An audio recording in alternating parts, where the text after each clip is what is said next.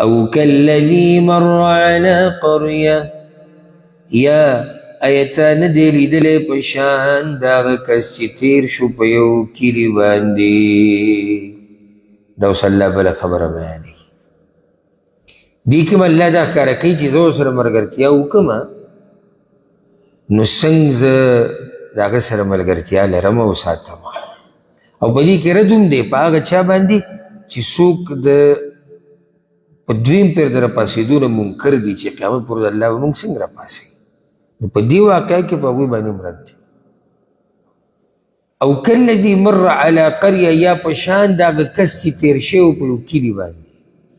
دا کس سوکو نو چا دی سویری دی دا خضر علیه السلام و سوک سوی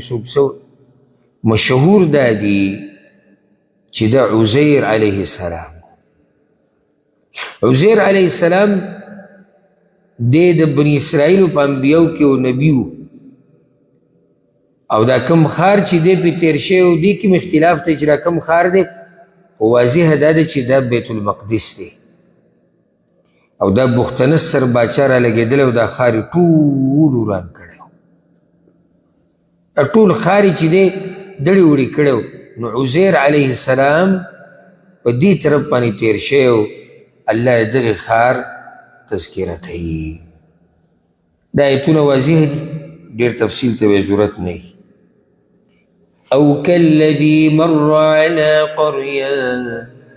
یا پشان داغ کس چی تیر شو پیو کلی باندی وہی خاویت علی عروشها او اگر پریوتیو پچتون خپلو باندی یعنی چت چی کل رولی گی دی زمکی سر لیوش درشان دا خار پود رولی دل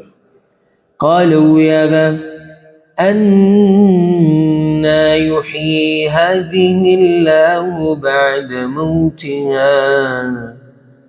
پس طریقه راجون دیکلی دی لرا اللہ ورستو دا مرگ دا دینا پس طریقه با اللہ دا خار بیا راجون دیکلی خار راجون دیکل مراد خار آبادول دی دا خار بم آباد شی بیا بعض آثارو که راجوی دا لاسونه و سر دا جتاو کرو جتابون بیا دا تعجب آگه دا تپوس آگه پا دی نده کرده چه آگه منکر ده دا اللہ دا قدرت نا نبی ده یاو دا تعجبو که جدا اللہ سن اشنا قدرت دی کل سوال خلق دیسی کئی تعجب دا پار دا با اللہ را جوندی کی بیا یعنی جدا اللہ سن قدرت دی چه دا با را جوندی کی دو جی پورا خار دزمکی سر لیو شده دا خود رب العالمین ملگره دی اللہ و توخ ہوا چی دے سنگ کوما تا خود خار غم وڑے چی دا خار آبادی با بیا سنگ را جوندی شی اللہ وی زرد خیمہ چی زدر یو انسان مڑکوم و بیا را جوندی کوما فأماته اللہ 100 عام بس مڑ وساتو اغلر اللہ سلکالا مرگی پر آوستو او دامنی چی کال دوا سل کالا وی پا دغا وقت دا عمر سلویخ کالا پا دغا وقت دا عمر سلویخ کالا سل کالا مرو اللہ اکبر ثم بعثه بیعیر پاسو قالو یلا کم لبثت سمر وقت تیر کو قالوا يا ذا لبثت يوما أو بعض يوم واختيركما يورز ياهي سدورزي ولي دا خبر وکړه وکړي چې په دا مرګ راتو نو دغه دی ورځ هغه اولنی برخه وه سل کاله بعد چې راپاسېدو چې نور د ډوبېدو وه دا ورځې په اولنۍ برخه کې په د مرګ راغله سل کاله بعد یو ورځ راغله چې نور ډوبېدو الله دې راپاس نو دې چې سوچ وکړو چې یاره هغو چې زه ما خبره کړې وه بیا دلته چې ویده شوی وم دته خوب ښکاري هغو د ورځ اولنۍ برخه وه دغه د اوس اخرنۍ برخه وی پته نشي چې ورځ وه خو د ورځې یوه برخه وه نه دا الله قدرت دی وقت شان پروت وقت شانو بالکل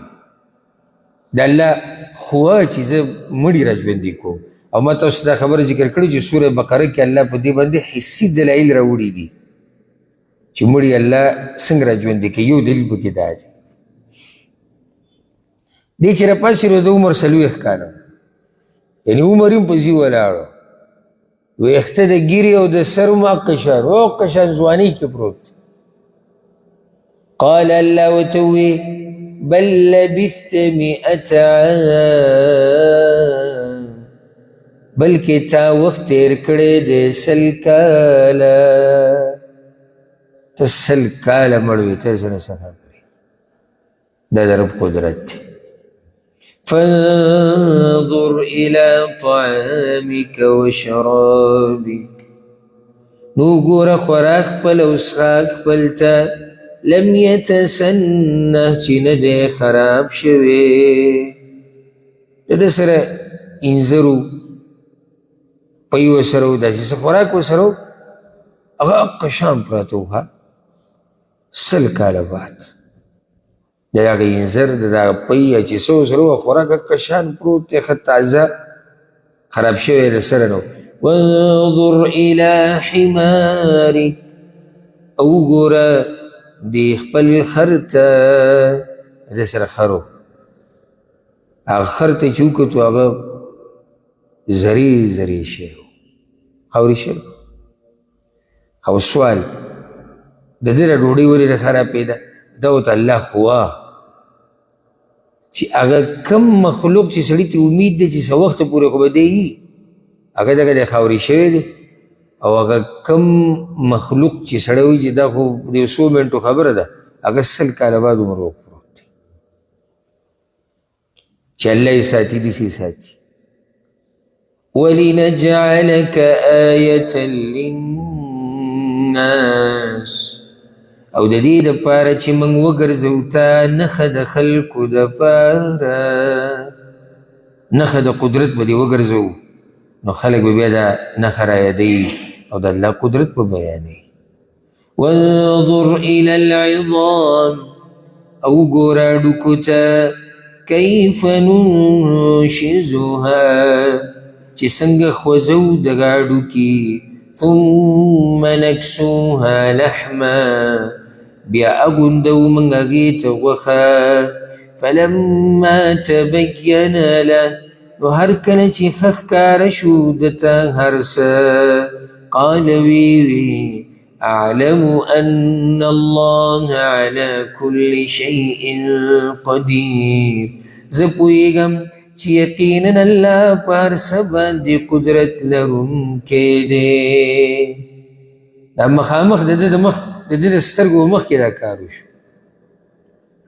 الله ورته یې ګوره که نه دې خر ته وګوره دې هډوکو ته وګوره څنګه را جمع کېږي وایي الله رب العزت چې دی د ده د سترګو په مخکې دغه هډوکي داسې وخوځول را جمع شو بیا الله رب العزت دې غوښې ته امر وکړو دا غوښه راتله په دې هډوکو پورې نښته خر ژوندی شو نو دې چې کله واپس راغی بیا دا د تعجب قصه وه ډېره دې چې کله تو د دې زوی او د هغه 20 کاله عمر دې چې کله واپس راغی دا زوی عمر یې 6 کاله او د هغه زوی او هغه لسکم 100 کاله عمر و د نوسي عمر یې لسکم 100 کاله او د پلار د زوی عمر 6 کاله او دی په خپله د 40 کاله او د خلکو ته وینا وکړه زه پلانه بله خلکو نه منل چا ورته دا وایي چې عزیر ته کوئی تورات یاد و تا ته یاد دی دوی ته ما ته یاد هله هغوی ومنله نو ځکه بیا یهود وایي دا د الله زوی دی والعیاذ بالله او د ده مور د چې کله تو مور د عمر په لحاظ سره د هغې ډېر عمر نه و نو دی چې کله 100 کاله بعد راغی نو هغه بوډۍ شوي و او د سترګو دا نظر یې ختم شوی و او دا روزي یې د هغې په دې سترګو له پاسه را پرېوتې نو د عزیر علیه السلام دعا به وي الله قبلوله او نبي و نو هغه الله ته سوال وکړو د دې مور په دې سترګو باندې لاس راښکوو نو الله د هغې نظر راواپس کړو. بیا مو وی چا دا خبره نه منله داسې ویلی کېږي چې خلک د عزیر علیه السلام په دې زو پسې ورلو دا چې 6 کاله عمر و وی ستا پلار راغلی دی او ته کوم دی چې ورته وویله ته اوس ګډې وډې وایه زما عمر 6 کاله دی او دا ځوان سړی تاسو ما ته یادوي چې دا ستا پلار دی څه عجیبه خلک یې بلکې زما زوی د 10 کالو دی ځکه هو که نه چې ان الله على كل شيء قال اعلم ان الله على كل شيء قدیر الله په هر شي قادر دی نو بیا ده ووایي چې زه خپل پلار په دې پېژنم چې د ده د دې 2 ولو په منځ کې یو نښه ده د سپوږمۍ په شکل کې نو که دغه نښه دی ما ته وښیي او دغه ولي زه وینم که دا نښه پکې وه بیا به دا زما پلار نو چې هغه کپړه د دې اوږې نه لرې کړه نو هغه نښه پکې وه خلکو آواز کو چغې کړه او عزیر دی عزیر دی د هغې د لاسه بیا یهودو ووایي ده د الله زوی دی والعیاذ بالله غلو یې وکړه چې دی دومره غټ سړی دی او وګوره ده سره چې دی تورات ورته یاد دی او 100 کاله بعد راغی عمر یې 40 کاله دی نو قمقلانو خو دې ته سوچ ونه کړو چې دا خو د الله نبي دی او الله خپل قدرت راښکاره کوو نو د دې خبرې پکې سویمه ده چې دی د الله زوی شي